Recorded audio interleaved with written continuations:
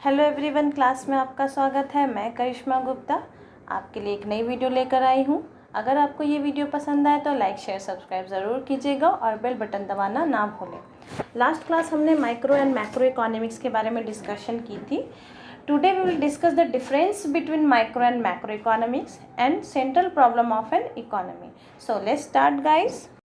जैसा कि हमने प्रीवियस क्लास में पढ़ा था कि माइक्रो इकोनॉमिक्स बेसिकली स्टडी करती है इंडिविजुअल यूनिट का और मैक्रो इकोनॉमिक्स स्टडी करती है ओवरऑल इस इकोनॉमी के बारे में। सो गाइस, यहाँ पर डिफरेंसेस बताया गया है। आइए देखते हैं क्या दिया गया है। कितना फर्स्ट पॉइंट है, micro economics studies individual economic unit. ये तो बताने की ज़रूरत नहीं है आई थिंक गाइस। माइक्रो में देखते हैं, it studies aggregate economic unit. Aggregate मतलब होता है इकोनॉमी एज अ होल। ये एग्रीगेट वर्ड ध्यान रखिएगा, ये जनरली मैक्रो के लिए यूज़ होता है, माइक्रो के लिए नहीं। सेकेंड पॉइंट है, micro economics is basically concern with determination of output and price for an individual firm और इंडस्ट्री। माइक्रो इकोनॉमिक्स जो है बेसिकली डिटरमाइन करती है कि क्या होना चाहिए प्राइस। अगर किसी फर्म्स में, इंडस्ट्रीज़ में प्रोडक्शन होती है, आउटपुट का प्राइस क्या होना चाहिए, लेकिन वो एक पर्टिकुलर फर्म के लिए ही डिसाइड होती है, पर्टिकुलर इंडस्ट्री के लिए ही होती है, पूरे इकोनॉमी की बात नहीं हो रही है यहाँ पे। सेकेंड पॉइंट, मैक्रो में क्या कहता है, देखिए, macro economics is basically concern with determination of aggregate of output and general price level in the economy as a whole. यहाँ भी बात की जा रही है कि प्राइस का डिटर्मिनेशन क्या होना चाहिए। तो यहाँ पर इंडिविजुअल को ध्यान में रख के प्राइस का डिटर्मिनेशन नहीं की जाती है, यहाँ पे इकोनॉमी को ध्यान में रख करके प्राइस का डिटर्मिनेशन किया जाता है कि क्या होना चाहिए आखिर। थर्ड पॉइंट में एग्जाम्पल दिया है मैंने, जिससे आपको समझने में दोनों के बीच के डिफरेंसेस को बहुत ही आसानी होगी। तो देखिए क्या है, इंडिविजुअल डिमांड मतलब एक पर्टिकुलर व्यक्ति का डिमांड। ये इंडिविजुअल यूनिट है, एक व्यक्ति, चाहे आप हो चाहे मैं हूँ, मैं क्या डिमांड करती हूँ। ज़रूरी नहीं है कि हमारा डिमांड सेम हो सकता है, but according to situation same हो सकता है। And price of a product, एक प्रोडक्ट का प्राइस, यहाँ पे बहुत सारे प्रोडक्ट के बारे में बात नहीं की जा रही है, ये एक पर्टिकुलर प्राइस प्रोडक्ट का, ठीक है। यहाँ पे एग्जांपल है मैक्रो में, थर्ड पॉइंट में, एग्रीगेट डिमांड। एग्रीगेट डिमांड को हम लोग बहुत ही अच्छे से समझ सकते हैं एग्जांपल के थ्रू। जैसा कि आज का सिचुएशन है, आप देख रहे हो, कोविड-19 है, लॉकडाउन पीरियड है, इस सिचुएशंस में हमें मास्क और सैनिटाइज़र की बहुत रिक्वायरमेंट है। तो ये एक पर्टिकुलर कंज्यूमर का डिमांड नहीं है, ये हमारे कंट्री में लगभग सारे कंज्यूमर को चाहिए मास्क, क्योंकि लोगों को अपने जीवन से बहुत प्यार है। वो अगर अपने आप को सेफ रखना है तो ये एक कंज्यूमर का डिमांड नहीं है, यहाँ पे ये पूरे इकोनॉमी का डिमांड है। जनरल प्राइस लेवल जो पूरे कंट्री में चल रही है प्राइस लेवल वो, एंड नेशनल इनकम, हमारे पूरे कंट्री का इनकम, एक पर्टिकुलर स्टेट या पर्टिकुलर व्यक्ति का इनकम यहाँ पे बात नहीं की जा रही है, पूरे कंट्री का इनकम होना चाहिए। तो ये कुछ डिफरेंसेस थे माइक्रो और मैक्रो के बीच में। तो आगे हम लोग पढ़ेंगे कि क्या आखिर सेंट्रल प्रॉब्लम्स है इकोनॉमी में। हम लोग जानते हैं गाइस, लास्ट 3 क्लास से हमने यही चर्चा की थी कि रिसोर्सेज स्केर्स हैं, हमारे वांट्स अनलिमिटेड हैं, इसे हमें चूज़ करनी पड़ती है कि किसे हमें प्रोडक्शन करना है, किसे नहीं करना है, कौन सी चीज़ों को प्रायोरिटी देनी है, नहीं देनी है। कि अब हम लोग देखेंगे कि आखिर प्रोडक्शन होती है हर एक कंट्री में, तो क्या क्या प्रॉब्लम्स फेस करने होते हैं कंट्री। जनरली 3 ऐसे प्रॉब्लम्स हैं बेसिकली जो हर एक इकोनॉमी को फेस करनी पड़ती है। देखते हैं क्या है। पहला है व्हाट टू प्रोड्यूस, क्या प्रोडक्शन करना है। दूसरा है हाउ टू प्रोड्यूस, कैसे करना है आखिर। तीसरा है फॉर हुम टू प्रोड्यूस, आखिर किसके लिए करना है। ये 3 प्रॉब्लम्स बेसिक प्रॉब्लम्स हैं जो एवरी इकोनॉमी को फेस करने पड़ते हैं। इसके बारे में हम लोग एक एक करके डिस्कस करेंगे। सबसे पहले डिस्कस करते हैं what to produce. It is a standard knowledge that resources are scarce in relations to human needs. We cannot produce all goods as much as we wish to produce. Generally guys, आप जानते हैं कि हमारे पास resources कम है, हम सारी चीज़ों का प्रोडक्शन तो कर नहीं सकते हैं, इसलिए हमें चूज़ करना पड़ता है कि किन रिसोर्सेस को हम लोगों को यूज़ करना है अपने प्रोडक्शन के लिए और किसको नहीं करना है। तो यहाँ पर बात बेसिकली इसी चीज़ की जा रही है। देखिए, allocation of resources and the consequent problem of choice requires that we decided what to produce and what not.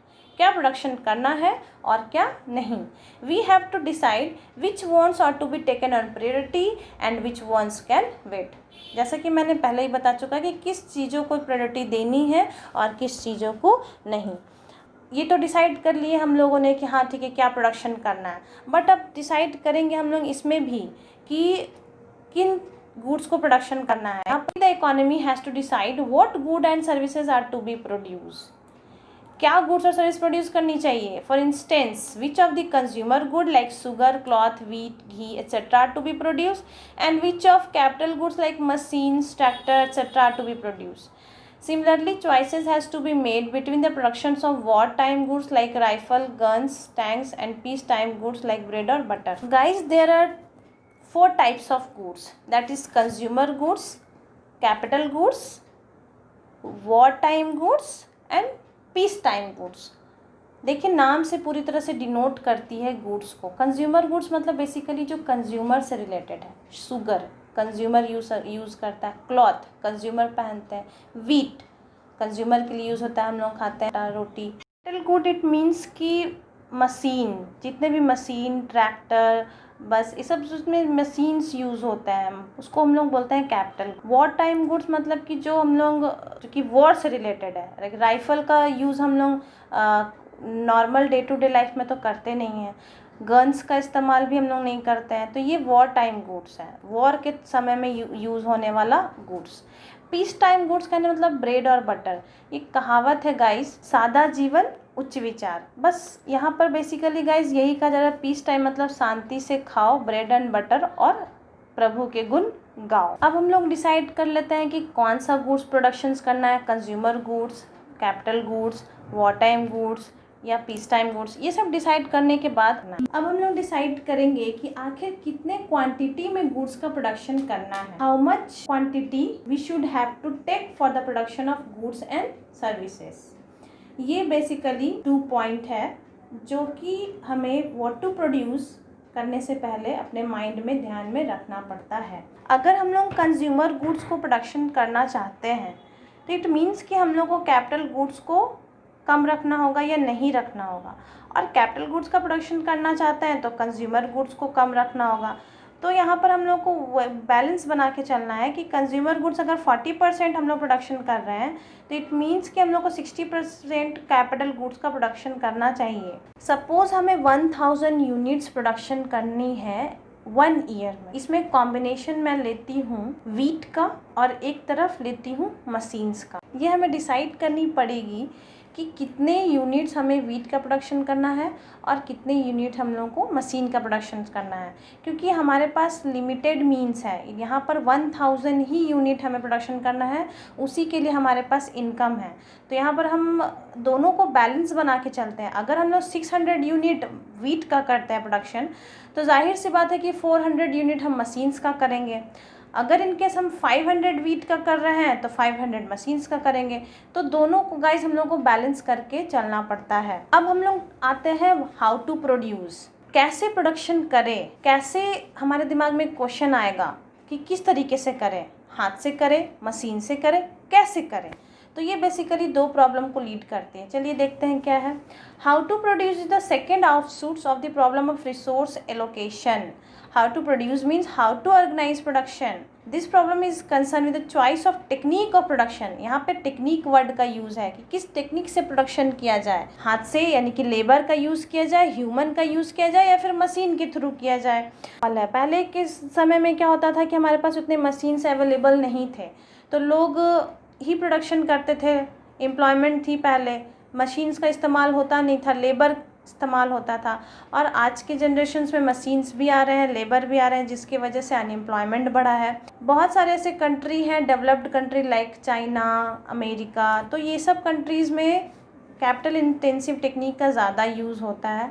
But हमारे कंट्री में तो बेसिकली अनएम्प्लॉयमेंट की प्रॉब्लम्स हमेशा से रही है, तो लोग यहाँ पर लेबर इंटेंसिव टेक्निक को यूज़ करते हैं और साथ ही साथ कैपिटल इंटेंसिव टेक्निक को भी यूज़ करते हैं। तो देखते हैं आगे।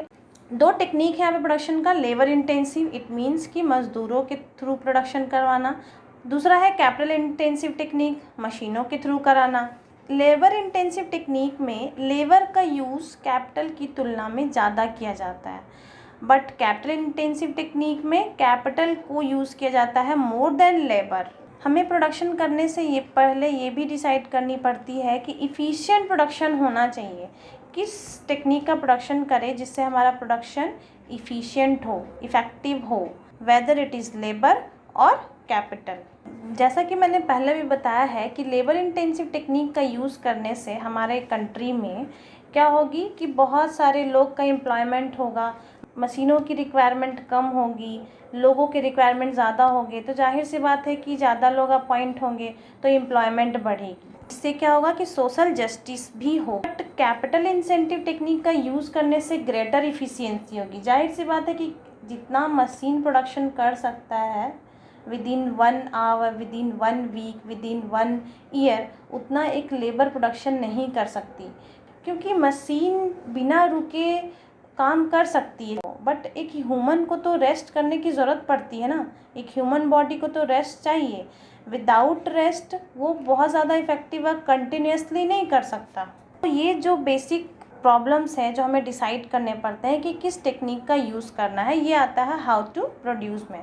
अब हम लोग आगे बढ़ते हैं थर्ड प्रॉब्लम की ओर। थर्ड प्रॉब्लम्स है फॉर हुम टू प्रोड्यूस, आखिर किसके लिए प्रोडक्शंस किया जाए। तो यहाँ बेसिकली बात की जा रही है distribution of final goods and services की, क्योंकि प्रोडक्शन तो हो गया, प्लानिंग भी कर लिए, उसको एग्जीक्यूट भी कर लिए, अब बात आती है कि उसको आखिर डिस्ट्रीब्यूट करें तो किन लोगों के बीच में। प्रोडक्शंस की बात आती है इनकम के साथ, जितने जिनके इनकम होंगे वो उतना गुड्स एंड सर्विसेज पे इन्वेस्ट कर पाएंगे और उसका कंजम्पशंस कर पाएंगे, यूज़ कर पाएंगे। बेसिकली यहाँ पे बात हो रही है प्रोडक्शंस के डिस्ट्रीब्यूशंस की। तो यहाँ पर दो एस्पेक्ट्स को फॉलो किया जा रहा है, एक है पर्सनल डिस्ट्रीब्यूशन और दूसरा है फंक्शनल डिस्ट्रीब्यूशन।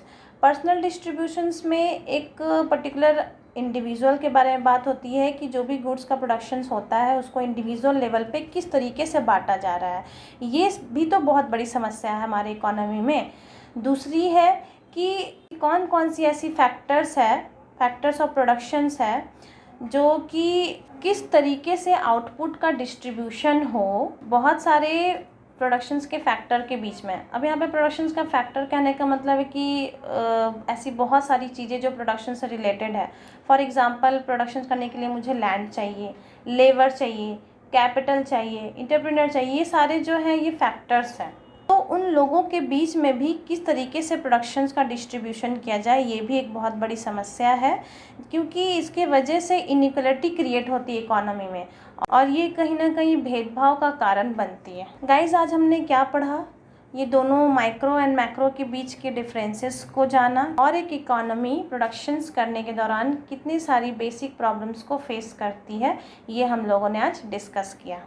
गाइज़, अगर आपको वीडियो पसंद आता है तो आप अपने फ्रेंड्स को भी शेयर कीजिए, जिससे मैं भी मोटिवेट हो सकूं और आपके लिए अच्छी अच्छी वीडियो ला सकूं। इनकेस अगर कोई क्वेरीज़ हो तो आप मुझे कमेंट करके और टेलीग्राम के थ्रू पूछ सकते हैं, जिसका लिंक डिस्क्रिप्शंस में दिया गया है। और अगर आप मेरे प्रीवियस वीडियोस को देखना चाहते हैं तो उनकी लिंक भी डिस्क्रिप्शन बॉक्स में है, तो उसे वहाँ से जाके देख सकते हैं। Thank you so much.